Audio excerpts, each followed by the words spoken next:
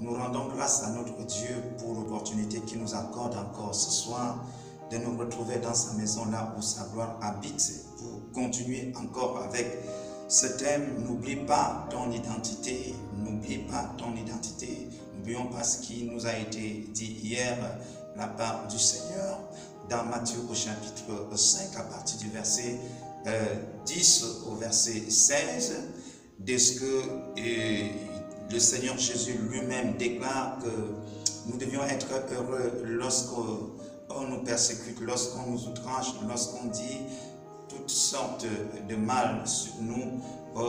Nous devions plutôt être heureux parce que notre récompense sera plus grande au ciel. Et il continuait en nous disant que c'est comme ça qu'on a persécuté tous ces hommes de foi, tous ces prophètes qui nous ont précédés. Donc lorsque les outrages, lorsque les persécutions, lorsqu'on dit faussement toutes sortes de mal sur nous, nous ne devions pas céder, nous ne devions pas, bien-aimés dans le Seigneur, abandonner la marche avec le Seigneur. Tout au contraire, ça doit plutôt nous encourager. Ce sont des signes qui prouvent que, alors nous portons déjà les fruits. Donc le Seigneur nous demande dans Galates chapitre 5 au verset 22, il dit: il faut savoir une chose, n'oublie pas ton identité, ce que Dieu a dit que tu es. Il dit: tu es le sel de la terre. Et si le sel perd sa saveur, on sera tout simplement obligé de jeter dehors, Et Dieu ne voudrait pas que tu sois jeté dehors. Il voudrait que tu réalises que tu es important sur la terre, que tu es un instrument non seulement utile, mais efficace aussi entre les mains du Seigneur pour, bien aimer dans le Seigneur, maintenir la terre. Il dit aussi que tu es la lumière du monde. Même si le monde te déteste, le Seigneur d'ailleurs sait que le monde te déteste. D'ailleurs, le monde s'oppose toujours à l'Église que nous sommes. Mais ce n'est pas une raison pour que l'Église puisse céder, pour que toi et moi nous puissions céder. Réalisons que c'est nous qui apportons la lumière dans ce monde. C'est nous qui sommes la lumière.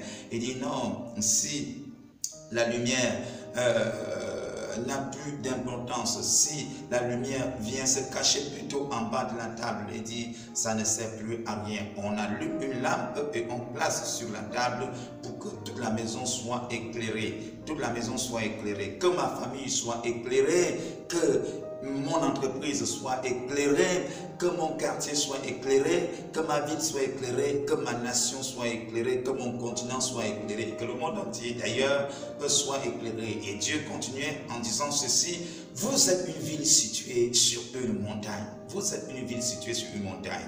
Alors une ville située sur une montagne ne peut pas rester cachée. Est-ce que tu comprends ce que Dieu dit que tu es? Tu es une ville située sur une montagne. Il dit, puisque tu es une ville située sur une montagne, tu ne peux pas rester caché. Et comme tu n'es pas caché, les bons comme les mauvais, ils vont te voir. Alors les mauvais vont te jeter toutes les pierres possibles.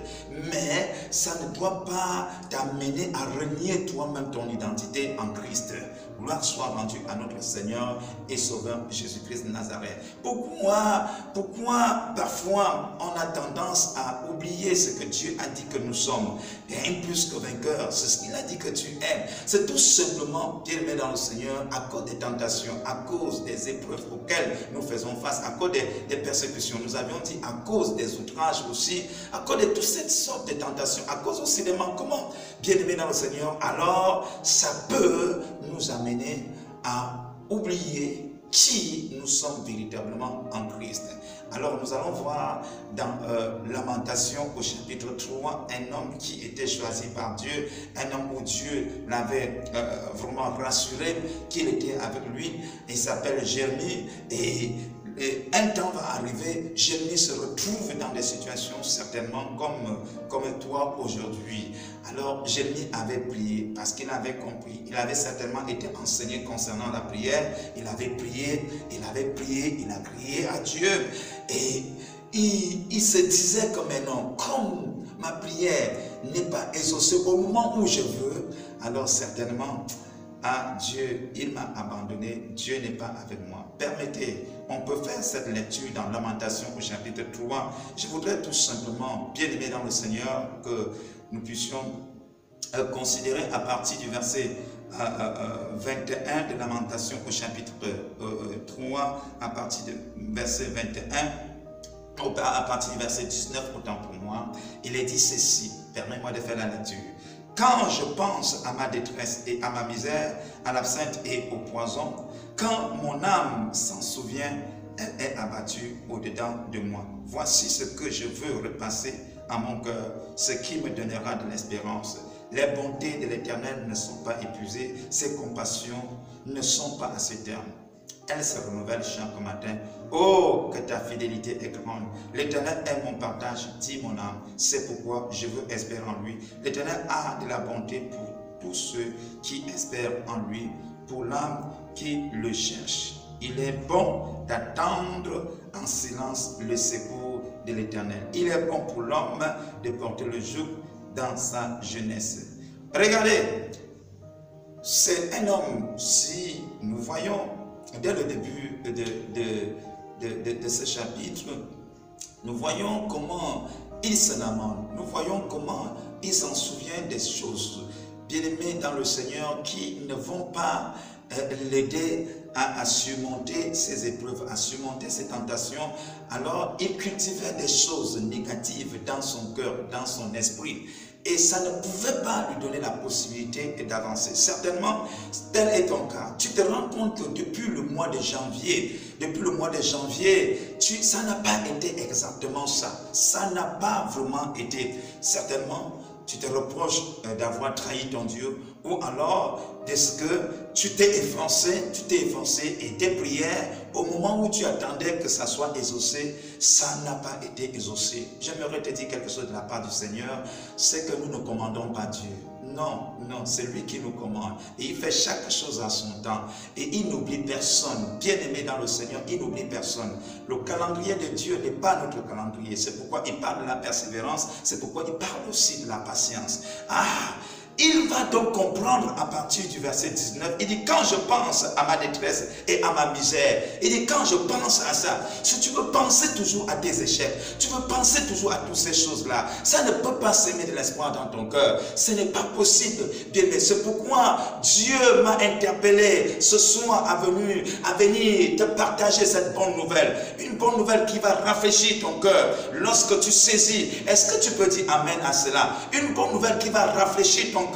Il dit un homme qui était choisi par Dieu, un homme établi par Dieu. Alors il dit quand je pense à ma détresse, à ma misère, à l'absinthe et au poison, il dit quand mon âme s'en souvient, elle est abattue au-dedans de moi. Tu ne peux pas, même quand tu t'en vas en un décès, lorsque tu t'en vas dans un lieu de deuil, alors pour que tes larmes coulent, il faudrait que tu penses bien mais à quelque chose de négatif. Il faudrait bien mais Seigneur que tu penses pour amener les larmes à couler. Mais si tu penses à une bonne nouvelle, alors tu forceras fatigué, tes larmes ne pourront pas couler, tu ne pourras pas.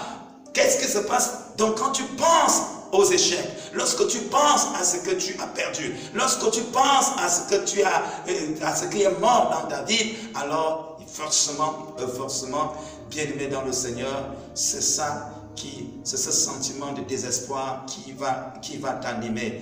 Et laisse-moi te dire ce soir, j'ai une bonne nouvelle que le Seigneur t'apporte. Oh, tu ne comprends pas. Il dit ceci, quand mon âme s'en souvient, elle est abattue au-dedans de moi. Voici ce que je peux repasser à mon cœur. Est-ce que tu peux répéter après moi? Voici ce que je dois repasser dans mon cœur. Voici, frères, sœurs, voici ce que Dieu nous dit de repasser dans notre cœur. Voici ce que Dieu te dit de repasser dans ton cœur.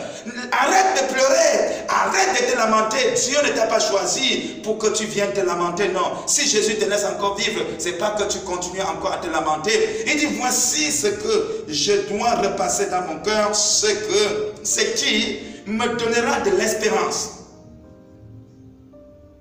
Ce qui va me donner de l'espérance. Qu'est-ce qui se passe? Il dit, c'est que les bontés de l'Éternel ne sont pas épuisées. Je dois connaître une chose. Ces bontés ne sont pas épuisées.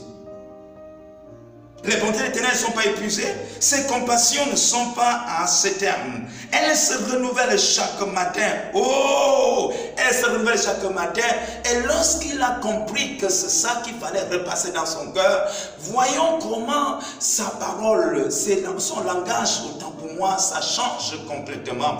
Il dit pour moi, il dit, oh, que ta fidélité est grande.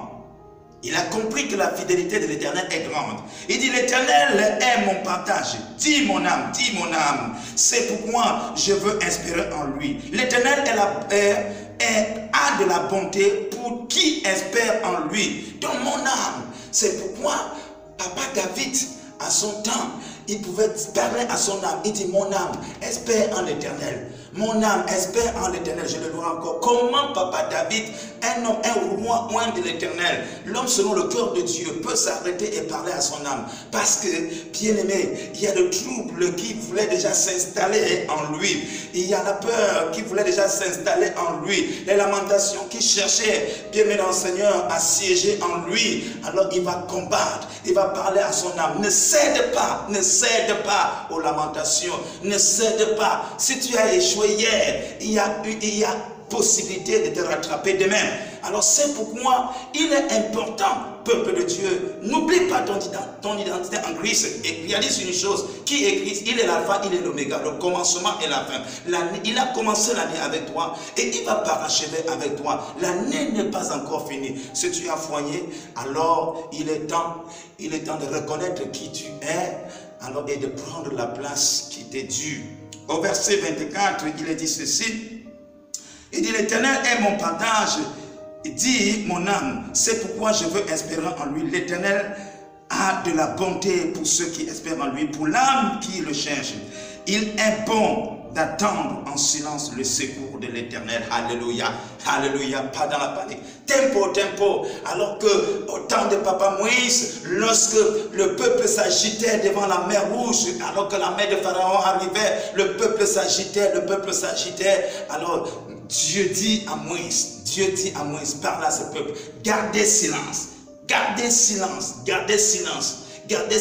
Le secours viendra de l'Éternel. Il ne t'a pas abandonné. Si tu es conscient que tu es né de nouveau, que tu es un enfant de Dieu, alors qu'est-ce que ça veut dire? Alors, Christ habite où? Il est où ce Christ? Il est en toi. Le Saint-Esprit est en toi. Il n'est pas loin. C'est pourquoi un homme comme toi et moi, il pouvait dire à son époque, il a dit ceci, ce n'est plus moi qui vis, mais c'est Christ qui vit en moi. L'espérance de la gloire. L'apôtre Paul, il a dit Christ en moi, l'espérance de la gloire. Aussi longtemps que Christ est en toi, même si tu traverses, quelles qu'en soient les difficultés que tu traverses, il faut savoir une chose, c'est Christ là.